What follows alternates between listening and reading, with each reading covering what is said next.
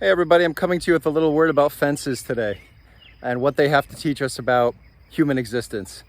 G.K. Chesterton, a very famous writer and journalist from the turn of the 19th century, most famous for the concept of Chesterton's fence, which goes like this. If you came across a fence in the middle of a field and looked around and didn't see anything, would you tear the fence down?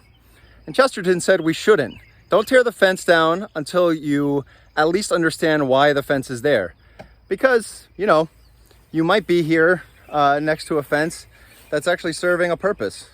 Like, keeping animals in or keeping predators out.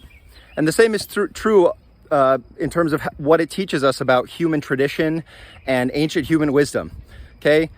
Expectations and ways of doing things that have been in place in human civilization for centuries and millennia, we should at least find out why they exist or think about why they exist before we tear them down.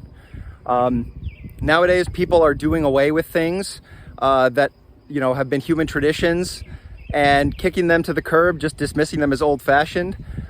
Things like marriage, things like eating together as a family, what have you.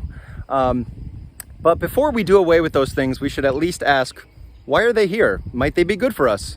Maybe we should think twice before ignoring or dismissing things as old-fashioned or traditional.